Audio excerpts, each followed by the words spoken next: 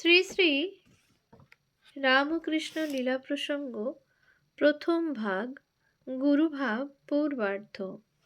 পূজনীয় স্বামী শারদানন্দজি মহারাজের রচনা।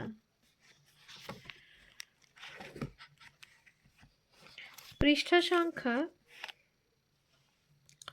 ৭৯। গুরুভাবের প্রেরণাতেই যে ঠাকুরের বিবাহ, তৎপরিচয় শ্রী শ্রী মার ঠাকুরকে জগদম্বা জ্ঞানে আজীবন পূজা করাতেই বুঝা যায়। অতএব বুঝা যাইতেছে ঠাকুরের জীবনে উদ্বাহ বন্ধন কেবল আমাদের শিক্ষার নিমিত্তই হইয়াছিল। বিবাহিত জীবনের কি উচ্চ পবিত্র আদর্শ তিনি আমাদের জন্য রাখিয়া গিয়াছেন, তাহার কিঞ্চিৎ পরিচয় শ্রী শ্রী মার আজীবন ঠাকুরকে সাক্ষাৎ জগন্মাতা জ্ঞানে পূজা করার কথাতেই বুঝিতে পারা যায়। মানুষ অপর সকলের নিকট আপন দুর্বলতা আবরিত রাখিতে পারিলেও স্ত্রীর নিকট কখনোই উহা লুক্কায়িত রাখিতে পারে না। ইহাই সংসারের নিয়ম। ঠাকুর ওই বিষয়ে কখনো কখনো আমাদের বলিতেন, যত সব দেখিস হোমরা চোমরা বাবু ভায়া, কেউ জজ, কেউ ম্যাজিস্টর, বাইরের যত বোলবোলাও, স্ত্রীর কাছে সব একেবারে কিঁচো, গোলাম। অন্দর থেকে কোনো হুকুম এলে অন্যায় হলেও সেটা রদ করবার কারও ক্ষমতা নেই।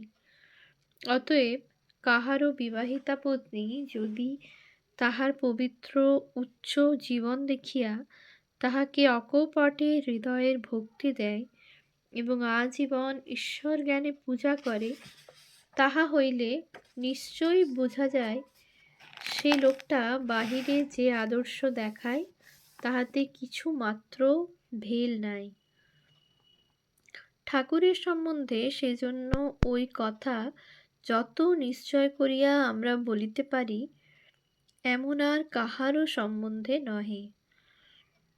পরিণীতা পত্নীর সহিত ঠাকুরের অপূর্ব প্রেম লীলার অনেক কথা বলিবার থাকিলেও ইহা তাহার স্থান নহে। সেজন্য এখানে ওই বিষয়ের ভিতর দিয়া ঠাকুরের অদ্ভুত গুরুভাব বিকাশের কথঞ্চিত আভাসমাত্র দিয়াই আমরা ক্ষান্ত রহিলাম। পঞ্চম অধ্যায় যৌবনে গুরুভাব। নাহং প্রকাশ সর্বস্য যোগমায়া সমাবৃতা, মূঢ়হয়ং নাভিজানাতি লোকো মামোজমব্যয়ম। গীতা ৭ম অধ্যায় ২৫ নম্বর শ্লোক। গুরু ও নেতা হওয়া মানবের ইচ্ছাধীন নহে। ঠাকুরের জীবনে গুরুভাবের বিশেষ বিকাশ আরম্ভ হয় যেদিন হইতে তিনি দক্ষিণেশ্বরে শ্রী শ্রী জগদম্বার পূজায় ব্রতী হইয়া তথায় অবস্থান করিতে থাকেন। ঠাকুরের তখন সাধনার কাল, ঈশ্বর প্রেমে উন্মাদ অবস্থা। কিন্তু হইলে কি হয়, যিনি গুরু তিনি চিরকালই গুরু, যিনি নেতা তিনি বাল্যকাল হইতেই নেতা। লোকে কমিটি করিয়া পরামর্শ আটিয়া যে তাহাকে গুরু বা নেতার আসন ছাড়িয়া দেয়, তাহা নহে। তিনি যেমন আসিয়া লোকসমাজে দণ্ডায়মান হন, অমনি মানব সাধারণের মন তাহার প্রতি ভক্তিপূর্ণ হয়। অমনি নত শিরে তাহারা তাহার নিকট শিক্ষা গ্রহণ ও তাহার আজ্ঞা পালন করিতে থাকে। ইহাই নিয়ম। স্বামী বিবেকানন্দ বলিতেন, মানুষ মানুষকে যে নেতা বা গুরু করিয়া তোলে তাহা নহে। যাহারা গুরু বা নেতা হন তাহারা ওই অধিকার লইয়াই জন্মগ্রহণ করেন। A leader is always born and never created. সেই জন্য দেখা যায় অপর সাধারণে যে সকল কাজ করিলে সমাজ চটিয়া দণ্ড বিধান করে, লোকগুরুরা সেই সকল কাজ করিলেও অবনত শিরে তাহাদের পদানুসরণ করিয়া থাকে। গীতায় ভগবান শ্রীকৃষ্ণ ওই সম্বন্ধে বলিয়াছেন, সা ইয়াত প্রমাণং কুরুতে লোকস্তদনু বর্ততে। তিনি যাহা কিছু করেন তাহাই সৎকার্যের প্রমাণ বা পরিমাপক হইয়া দাঁড়ায় এবং লোকে তদ্রূপ আচরণই তদবধি করিতে থাকে। বড়ই আশ্চর্যের কথা, কিন্তু বাস্তবে কি ঐরূপ চিরকাল হইয়া আসিয়াছে এবং পরেও হইতে থাকিবে। শ্রীকৃষ্ণ বলিলেন, আজ হইতে ইন্দ্রের পূজা বন্ধ হইয়া গোবর্ধন পূজা হইতে থাকুক। লোকে তাহাই করিতে লাগিল। বুদ্ধ বলিলেন, আজ হইতে পশু হিংসা বন্ধ হোক। অমনি যজ্ঞে হনন করিবার জন্যই পশুগণের সৃষ্টি। যজ্ঞার্থে পাশব সৃষ্টা রূপ নিয়মটি সমাজ পাল্টাইয়া বাঁধিল। যিশু মহাপবিত্র উপবাসের দিনে শিষ্যদিগকে ভোজন করিতে অনুমতি দিলেন। তাহাই নিয়ম হইয়া দাঁড়াইল। মহম্মদ বহু বিবাহ করিলেন, তবুও লোকে তাহাকে ধর্মবীর, ত্যাগী ও নেতা বলিয়া মান্য করিতে লাগিল। সামান্য বা মহৎ সকল বিষয়েই ঐরূপ। তাহারা যাহা বলেন ও করেন তাহাই সদাচরণের আদর্শ।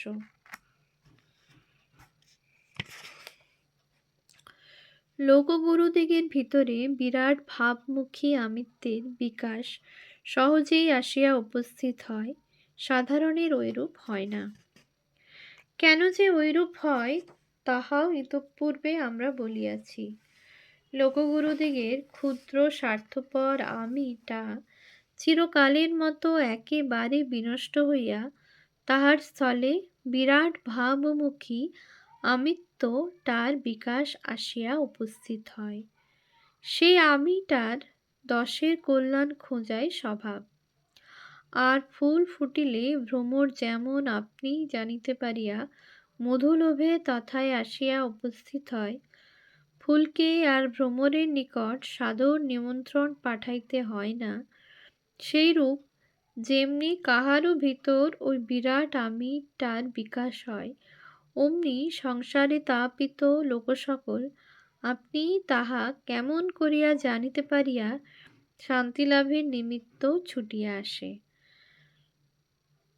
সাধারণ মানবের ভিতর ওই বিরাট আমিটার একটু আধটু ছিটে ফোটার মতো বিকাশ অনেক কষ্টে আসিয়া উপস্থিত হয়। কিন্তু লোকগুরুদিগের জীবনে বাল্য হইতেই উহার কিছু না কিছু বিকাশ, যৌবনে অধিকতর প্রকাশ এবং পরিশেষে পূর্ণ প্রকাশের অদ্ভুত লীলা সকল দেখিয়া আমরা স্তম্ভিত হইয়া ঈশ্বরের সহিত তাহাদিগকে একেবারে অপৃথকভাবে দেখিতে থাকি। কারণ তখন ওই অমানুষ ভাব প্রকাশ তাহাদের এত সহজ হইয়া দাঁড়ায় যে উহা খাওয়া পরা, চলা ফেরা, নিঃশ্বাস ফেলার মতো একটা সাধারণ নিত্য কর্মের মধ্যে হইয়া দাঁড়ায়। কাজেই সাধারণ মানুষ আর কি করিবে? দেখে যে তাহার ক্ষুদ্র স্বার্থের মাপকাঠি দ্বারা তাহাদের দেব চরিত্র মাপা চলে না এবং তজ্জন্য কিংকর্তব্য বিমূঢ় হইয়া তাহাদের দেবতাজ্ঞানে ভক্তি বিশ্বাস ও শরণ গ্রহণ করে। ঠাকুরের জীবনে গুরুভাবের পূর্ণ বিকাশ হইয়া উহা সহজ ভাব হইয়া দাঁড়ায় কখন? ঠাকুরের জীবন আলোচনায়ও আমরা ঐরূপ দেখিতে পাই। যৌবনে সাধক অবস্থায় দিনের পর দিন ওই ভাবের ক্রমে ক্রমে বিকাশ হইতে হইতে ১২ বৎসর কঠোর সাধনান্তে ওই ভাবের পূর্ণ প্রকাশ হইয়া উহা একেবারে সহজ ভাব হইয়া দাঁড়ায়। তখন কখন যে তিনি কোন আমি বুদ্ধিতে রহিয়াছেন বা কখন যে তাহাতে বিরাট আমিটার সহায়ে গুরু ভাবাবেশ হইল, তাহা অনেক সময় সাধারণ মানব মন বুদ্ধির গোচর হইত না। কিন্তু ওটা ওই ভাবের পূর্ণ পরিণয় অবস্থার কথা, এবং যেখানকার কথা সেইখানে উহার বিশেষ পরিচয় পাওয়া যাইবে। এখন যৌবনের সাধক অবস্থায় ওইভাবে আত্মহারা হইয়া তিনি অনেক সময়ে যেরূপ আচরণ করিতেন, তাহারই কিছু পাঠককে অগ্রে বলা আবশ্যক। সাধনকালে ওই ভাব রানী রাসমণি ও তদীয় জামাতা মথুরের সহিত ব্যবহার। যৌবনে ঠাকুরের গুরুভাবের প্রথম বিকাশ দেখিতে পাই দক্ষিণেশ্বর কালীবাটির প্রতিষ্ঠাত্রী রানী রাসমণি ও তাহার জামাতা মথুরানাথ বা মথুর বাবুকে লইয়া। অবশ্য ইহাদের দুইজনের কাহাকেও দেখা আমাদের কাহারও ভাগ্যে হয় নাই।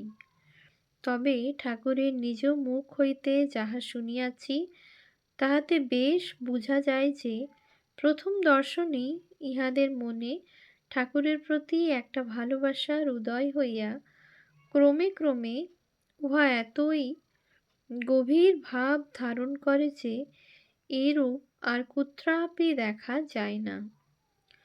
মানুষকে মানুষ যে এতটা ভক্তি বিশ্বাস করিতে, এতটা ভালোবাসিতে পারে, তাহা আমাদের অনেকের মনে বোধহয় ধারণা না হইয়া একটা রূপকথার মতো মনে হইবে।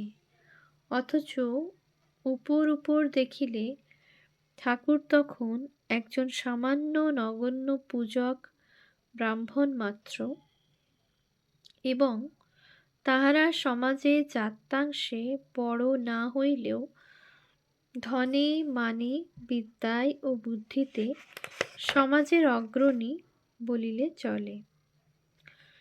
ঠাকুরের অপূর্ব স্বভাব। আবার এদিকে ঠাকুরের স্বভাবও বাল্যাবধি অতি বিচিত্র। ধন মান বিদ্যা বুদ্ধি, নামের শেষে বড় বড় উপাধি প্রভৃতি যে সকল লইয়া লোকে লোককে বড় বলিয়া গণ্য করে, তাহার গণনায় তাহার চক্ষে ওগুলো চিরকালই ধর্তব্যের মধ্যে বড় একটা ছিল না। ঠাকুর বলিতেন, মনুমেন্টে উঠে দেখলে 3 তলা 4 তলা বাড়ি, উঁচু উঁচু গাছ ও জমির ঘাস সব এক সমান হয়ে গেছে দেখায়। আমরাও দেখি ঠাকুরের নিজের মন বাল্যাবধি সত্যনিষ্ঠা ও ঈশ্বর অনুরাগ সহায়ে সর্বদা এত উচ্চে উঠিয়া যাইত যে সেখান হইতে ধন মান বিদ্যাদির একটু আদ্র তারতম্য, যাহা লইয়া আমরা একেবারে ফুলিয়া ফাটিয়া যাইবার মতো হই ও ধরাকে সরা জ্ঞান করি, সব এক সমান দেখা যাইত। অথবা ঠাকুরের মন চিরকাল প্রত্যেক কার্যটা কেন করিব ও প্রত্যেক ব্যক্তি ও পদার্থের সহিত সম্বন্ধের চরম পরিণতিতে কি কতদূর দাঁড়াইবে, তাহা ভাবিয়া অপরের ওই ওই বিষয়ে কিরূপ বা অবস্থা দাঁড়াইয়াছে, তাহা দেখিয়া একটা বদ্ধমূল ধারণায় পূর্ব হইতেই উপস্থিত হইত। কাজেই ওই সকল বিষয় যে উদ্দেশ্য ও চরম পরিণতি লুকাইয়া মধুর ছদ্মবেশে তাহাকে ভুলাইয়া অন্তত কিছুকালের জন্য মিছামিছি ঘুরাইবে, তাহার কোনো পথই ছিল না।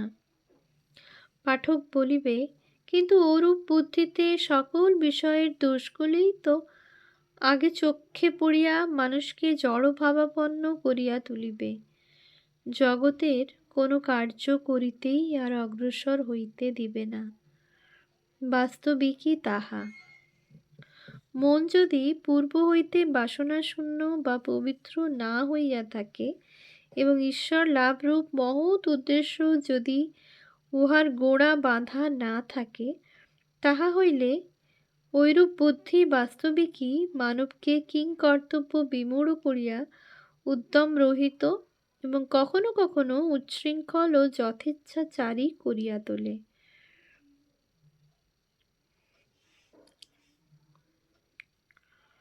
নতুবা পবিত্রতা ও উচ্চ লক্ষ্যে যদি মনের সুর চড়াইয়া বাঁধা থাকে, তাহা হইলে ঐরূপ সকল বিষয়ের অন্তঃস্থল স্পর্শী দোষদর্শী বুদ্ধি মানবকে ঈশ্বর দর্শনের পথে দ্রুত পদে অগ্রসর করাইয়া দেয়। ওম শান্তি শান্তি শান্তি। হরি ওম তৎসৎ। শ্রীরামকৃষ্ণার্পণমস্তু।